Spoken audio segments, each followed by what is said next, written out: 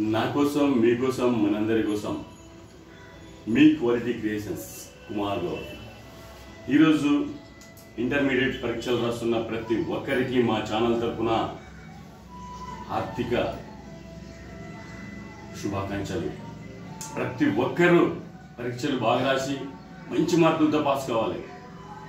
ఎందుకంటే చదివితే అన్నీ వస్తాయి. తెలివి వస్తుంది, డబ్బులు వస్తాయి, ఉద్యోగాలు వస్తాయి, మీకేం కావాలి వస్తాయి. సో మాట్లాడుతూ పోతే టాపిక్ ఎక్కువ అవుతుంది.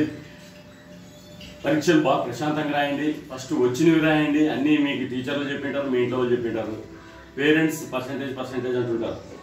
ఎందుకు చెప్తుంటారంటే మంచి మార్కులు తీసుకుంటే సంతోషపడేది ఎవరు? పేరెంట్. డబ్బులు వాళ్ళు లక్షలు సంపాదించినా సంతోషపడరు. పిల్లలు మంచి మార్కులు తెస్తే ఎంత హ్యాపీ అవుతారంటే నిజంగా అంత గర్విస్తారు.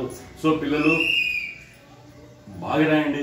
అమ్మాయిలు అయితేనేమి అబ్బాయిలు అయితేనేమి ప్రతి ఒక్కరు బాగా రాసి మీకు ఇష్ట దైవాన్ని ప్రార్థించుకొని పరీక్షా హాల్స్లో టెన్షన్ లేకున్నట్లా కూల్గా ప్రశాంతంగా ఎగ్జామ్స్ రాయండి.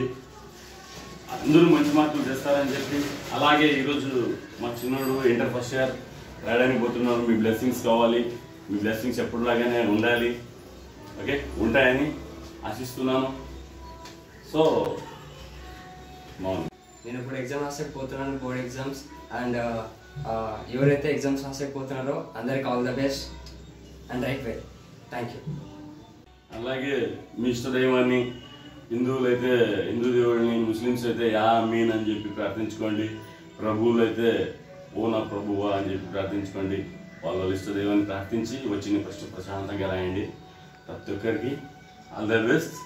మీ పేరెంట్స్ కోసం మీరు బాగా రాయండి. మీ పేరెంట్స్ కోసం ఈరోజు రాస్తే నెక్స్ట్ మీరు బాగుంటారు. ఓకే, 10th ఎగ్జామ్స్ కూడా ఇంకా 17 డేసే ఉన్నాయి. ఇలాగే 10th పిల్లలు కూడా టైం వేస్ట్ చేయకోకున్నట్లా బాగా ప్రిపేర్ కాండి. సో ఈ సమయం మరీ రాదు.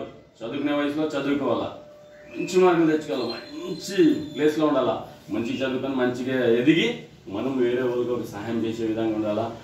ఒకరు మనల్ని చూసి గర్వించేలాగా ఉండాలి. ఓకే.